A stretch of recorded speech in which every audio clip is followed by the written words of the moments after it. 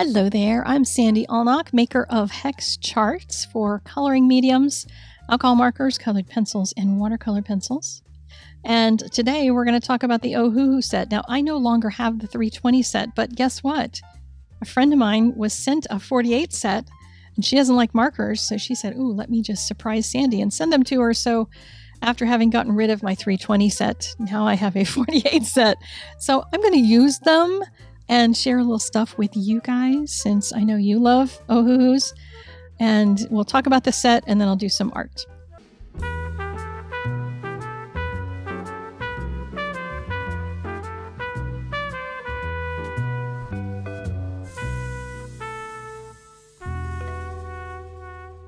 So I've been using alcohol markers for what feels like a lifetime. And I know it hasn't been that long, but it just feels like it.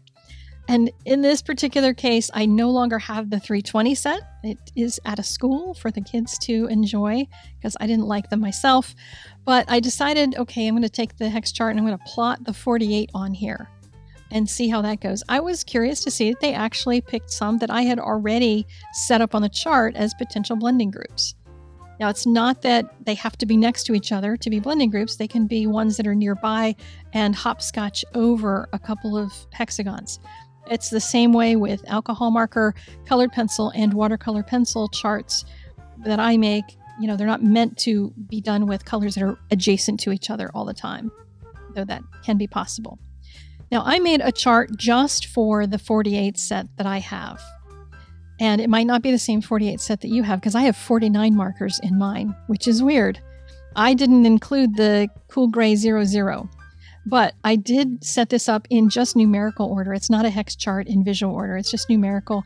Because, like, look at these GYs. There's no rhyme or reason to how they go from one upward. It just makes no sense whatsoever, which is one of the reasons I got rid of the markers, because I don't understand them.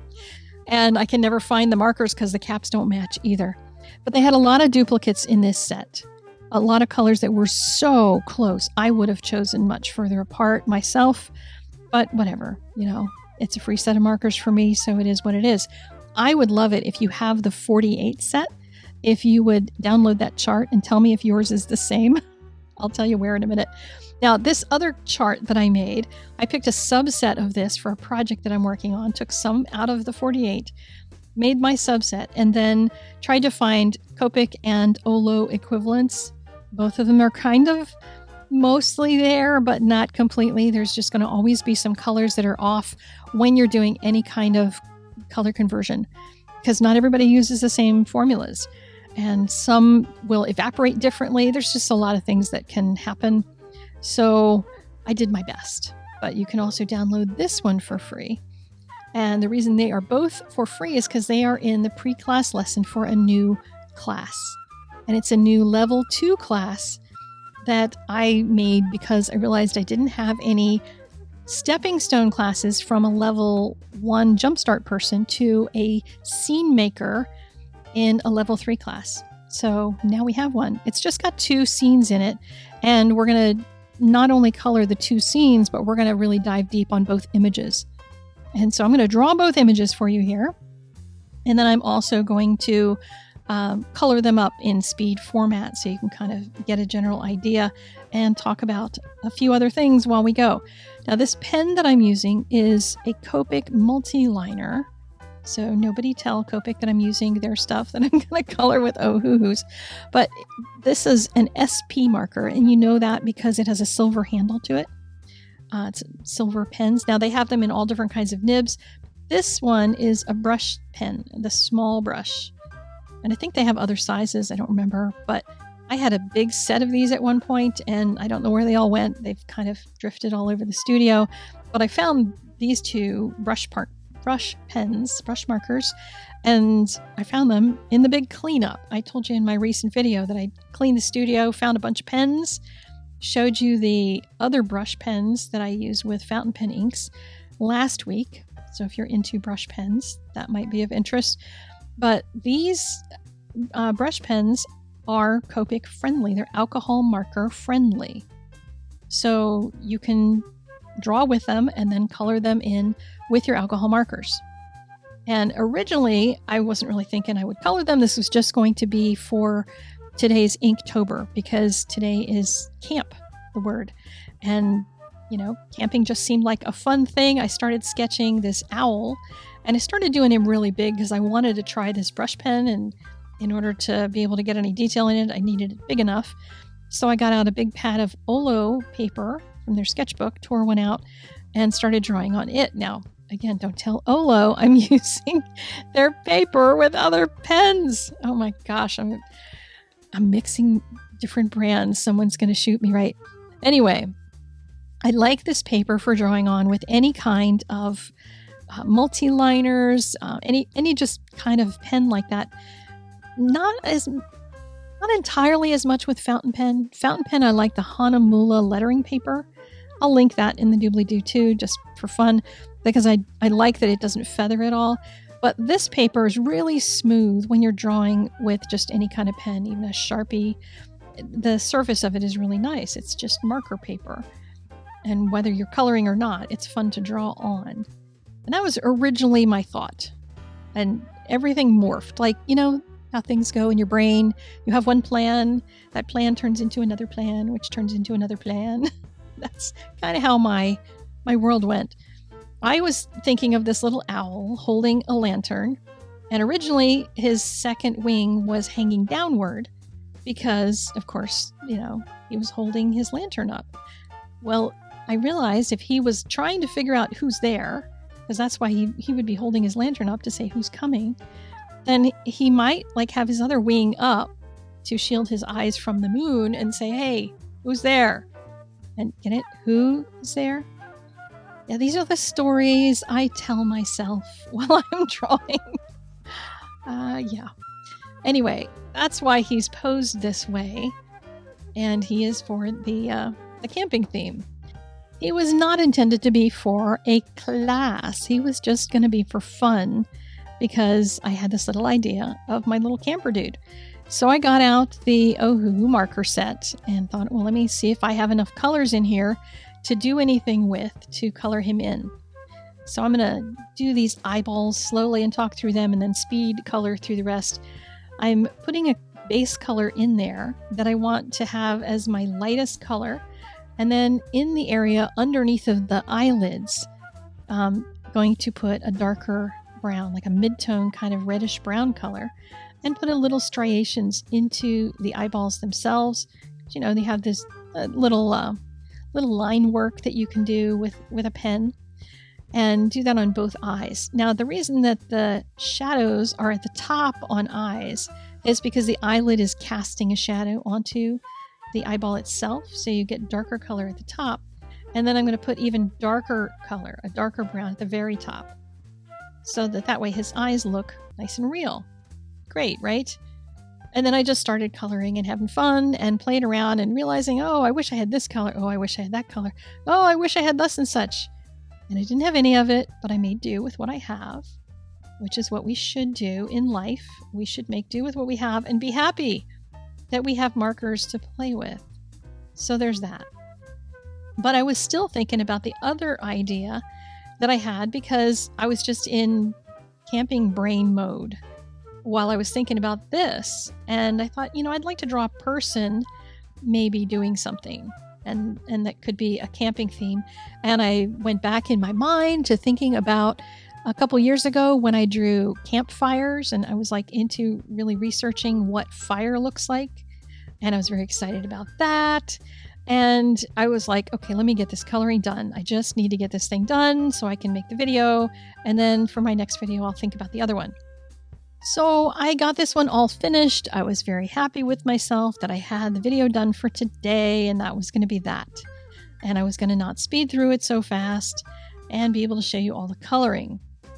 And then I started in on the second drawing. I thought, oh, I'll get ahead. I will go ahead and start working on my next video project, and I'll draw her, this girl that had entered into my brain and didn't want to leave. I did a bunch of sketches of her doing different camping type activities, decided on her holding some wood like she was coming back to put them by the campfire and start warming up and stuff. So I don't camp at night, by the way. I am a I'm more of a glamper. Send me to the Four Seasons with a nice view of the outdoors because I want a bed and a pillow. That'd be nice. Anyway, while I was doing this, one of the things that was happening on my website, this is like a whole nother detour story that I'll tell you here. On my website, I had downloaded a free test trial of this AI bot. You know how websites have a little thing in the corner where you can click on to get some help, and they have a little bot thing that will answer questions, and sometimes it gets them right, most of the time it gets them wrong. Well, that happened on my website. I just was testing it for fun. I had no intention of really making AI any part of anything I do. I went on a rant about AI a while ago, so you know how I feel about it, but it was free, so why not? And I set it all up, and the afternoon that I was sitting and drawing this, there were people that were, of course, asking the bot questions. And I could see the questions at least, so I know what kind of things aren't being answered on the website. So I would go and see what people talk to the bot about. And on the day that I was doing this, there was somebody who had this conversation with the bot, trying to explain to them that they had taken the alcohol marker jumpstart class. So they knew a little bit about alcohol markers, but they didn't know how to get to the point where they were going to be able to color things and make scenes and to be able to draw scenes. They wanted to know what class they should take to get to that point, because they saw some class and they were asking the bot, well, I see this class and I want to take it, but if I just took the jumpstart class, how would I do in the other ones? And I was just watching the bot struggle with answers and not giving this poor person any answers. Fortunately, I was able to get their email and send them a note and explain to them what the bot couldn't, because the bot is really dumb. Fortunately, it's only like a 10-day trial or something. It's probably over by now. But if the bot is still there, if the little thing is still there, by the time you're watching this, you are most likely just going to get me, because if I decide to keep that widget, it's just going to be me answering. So it's not going to be a bot anymore.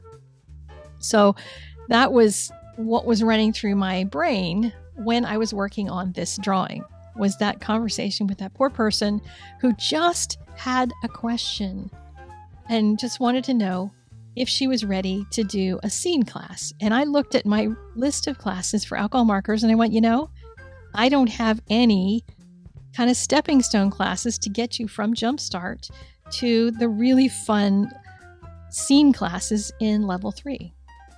So I made one out of these two images. That's what the Warm and Cozy class is all about. It's trying to help you to learn how to color an image. So the two large images that you're seeing here, that footage is in the class in real time. We'll talk through all the aspects of it, talk through the shading, talk through the layering of colors and all that kind of stuff, the lighting, etc.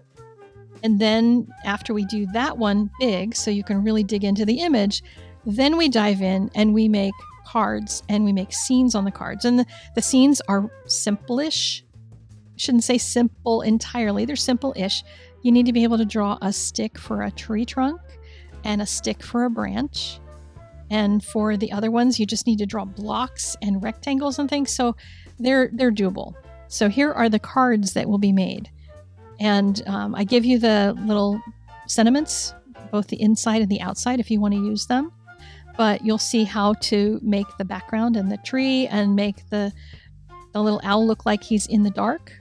And this is a secondary one that I did just for practice. And I'll explain some things that I did differently in that one than I did in the ones in the lesson.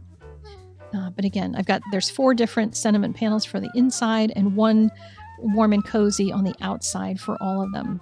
The scene for the girl is a little more complicated, but it's just rectangles. All those trees in the background, the porch that she's walking up to, this is another alternate coloring of it, but it's just rectangles. And it's very, very simple. We walk through it step by step, real-time video, so you'll get to see all of it. And I think you can handle it. And then you'll be ready for all those great level 3 classes. And if you would like to see a more advanced crazy scene here on YouTube, I am going to be showing you how to create this one on my next video. And you can go to my page and sign up to be notified for the premiere of this next weekend. It's going to be a barn burner, or at least a firewood burner, to say the least. It came out really, really wild, and I'm excited to share it with you. Maybe you'll want to try it yourself and download that image and go color that up the way that I'll be doing. So links for everything are in the doobly-doo. If you're interested in taking the class or in purchasing either of these images and not taking the class, you can get them that way. You can also just go to the Warm and Cozy Wishes pre-class lesson, download the 48 marker chart, and tell me if you got the same colors as I did. And did you get 49? Because I don't even know which one is the extra one. I don't even know which one to take out. Anyway, thank you so much for visiting with me, for hitting the like button, for subscribing, for sharing with that friend who you know needs some encouragement in their art. I'll talk to you guys next time. Bye-bye.